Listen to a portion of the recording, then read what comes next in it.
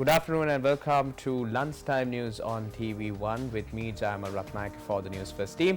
Before we head into our stories in detail, let's start off with a look at your headlines.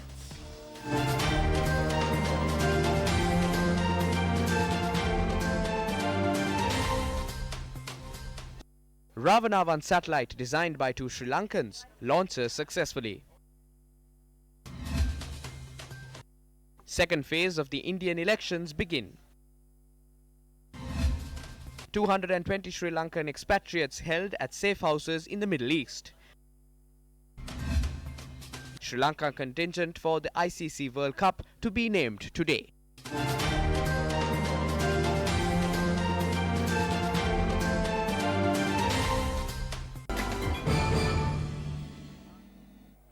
In our top story for this afternoon, paving the way for Sri Lanka's entry into the global space age, Sri Lanka's first satellite Ravana 1 was launched into space at 2:16 a.m. this morning. The petition filed against the order to deport notorious underworld leader Markandeera Madhush, who was arrested in Dubai, will be taken up at a Dubai court for consideration today. Madhush had filed the petition making such a request, citing several reasons including a threat to his life. A Dubai court is expected to deliver a ruling on Madhush's request today. 23 people who were among the group of people arrested along with Markandeera Madhush were deported to Sri Lanka on separate occasions. Two of them reached the island early this morning and were detained by the CID for interrogation. Interestingly, there is no information available on deporting singer Amal Pereira, who was among the arrested men. His son Nadimal Pereira was deported earlier, and today he was summoned to the CID to provide a statement. On to another headline-making story. The Foreign Employment Bureau said that 220 Sri Lankan housemaids are being sheltered at safe houses in the Middle East. According to the General Manager of Foreign Relations and Procurement, Senaratyapa, the Sri Lankan women are being held at 12 centres in Riyadh, Kuwait, Qatar, Oman, Dubai and Jordan. Senaratyapa added that 149 of the group are being held in Kuwait. He said that preparations are being made to bring them back to the island. According to the Met Department, due to an atmospheric disturbance in the vicinity of Sri Lanka, prevailing showery conditions are expected to continue with severe lightning activities. The department predicts showers or thunder showers over most provinces of the island after 2 p.m. with heavy falls above 100 millimeters can be expected at some places in Sabaragamuwa, central, southern, Uva, western and northwestern provinces and in the Mana and Anuradhapura districts. However, people living in certain areas in the country are still being battered by the drought. People in Punagari Kilinochi are being severely affected by the drought prevalent in the area. Area residents are struggling to find water to quench their thirst. It is reported that these people have to purchase 1,000 litres of water for 500 rupees. Residents of this area, whose main source of income is agriculture, are currently facing many hardships. 15,174 families in Mana have also been affected by the drought. According to our correspondent, the lack of water in the area will soon result in a situation where animals will die of thirst. The drought has also affected 9,339 families in the Puttalam district. According to the residents, 20 litres of water is being sold at 60 rupees in the area. People living in Mundal, Arachikattua, Pallama, Navagattegama, Dankotua, Vanathavilluwa, Karuwalagasweva and Nathandiya have been affected by the drought as well. 8 people were injured when a van fell off a precipice in Hatton. According to police, the van had fallen off a 10-foot deep precipice. 9 people were in the vehicle at the time of the accident. The injured have been admitted to the Vatavela hospital. 4 of them in serious condition were transferred to the Navalapitiya hospital. Negligent driving has caused yet another accident this morning. A vehicle travelling from Badulla to Bandaravela and a 3-wheeler travelling from Haliyala to Badulla collided head-on close to a fuel station in Haliyala at around 7:30 this morning.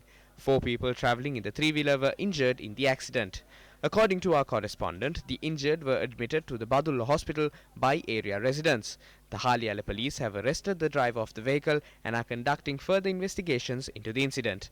The accident had been captured on CCTV.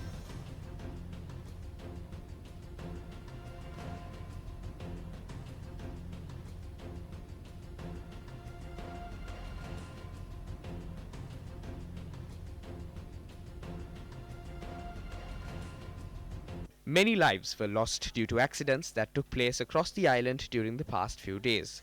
Since the 13th of April, 42 lives were lost owing to 31 road accidents that were reported island-wide. Meanwhile, the two children aged 13 and 16 who were seriously injured in the accident that claimed the lives of 10 members of the same family are currently receiving treatment at the Badulla General Hospital. Our correspondent said that the bodies of the victims have been handed over to their relatives. The Ministry of Finance announced yesterday that the Saudi Arabian government has agreed to provide a concessional loan of $49.9 million for a project to establish a fully equipped faculty of medicine at the Samaragabu University in Ratnapura. The project is to be launched with the aim of constructing the essentially needed infrastructure facilities and to provide the students with teaching and learning facilities, which includes a laboratory and other equipment. In a release, the Ministry of Finance says that this program will contribute to the government policy of augmenting the opportunities for higher education in the field of medicine in Sri Lanka.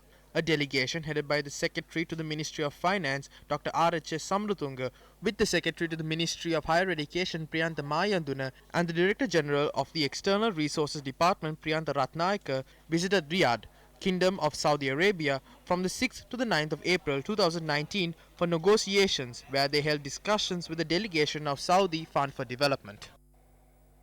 Minister of Finance Mangala Samaravira, who is currently representing Sri Lanka at the United Nations Economic and Social Council's Forum on Financing for Development, which is being held in New York, has called on the Secretary General of the United Nations, Antonio Guterres. Issuing a media release, the Finance Ministry says the Secretary General reaffirmed the commitment of the United Nations to continue to support the people of Sri Lanka, including in the reconciliation and sustainable development agenda.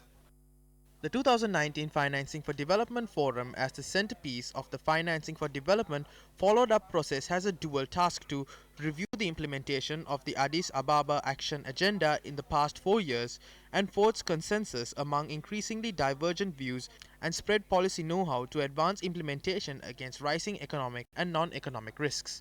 Speaking at the general debate of Financing for Development Forum, Minister Samaravira explained certain measures taken by Sri Lanka, including in the 2019 budget, to address identified challenges in sustainable and equitable development. Stating that financial commitments are increasingly challenging for countries like Sri Lanka that are subject to significant financial constraints, the minister emphasized the need for international cooperation, including the support for measurements to prevent and mitigate the impacts of climate change in vulnerable economies. The minister urged for greater public-private partnerships and multi-stakeholder initiatives globally to ensure the successive achievement of the Sustainable Development Goals and that no one is left behind. In sports news, Sri Lanka cricket are expected to announce today the Sri Lankan squad for the upcoming ICC Cricket World Cup. According to a communique issued by Sri Lanka Cricket, the team will be announced at a media briefing at 2 this afternoon. Issuing a communique last night, Sri Lanka Cricket named Dimuth Karunaratne captain of the Sri Lankan ODI team for the World Cup. Sri Lanka Cricket said the sports minister approved the appointment. The teams representing New Zealand, Australia, India and Bangladesh and hosts England at the World Cup have already been named. The Pakistan team is due to be announced today. Chairman of Sri Lanka's Boxing Association, Dian Gomez, has been elected to the Executive Committee of the Asian Boxing Confederation. The most important part of the ASBC General Assembly, the ASBC elections for the Vice Presidency and the ASBC Executive Committee memberships, was held in the Grand Four Wings Hotel in Bangkok, Thailand. 36 representatives from 17 nations voted at the elections. Yusuf Ali Al-Kazem of Qatar was elected as the new president of the Asian Boxing Confederation. 10 members were elected to the Executive Committee.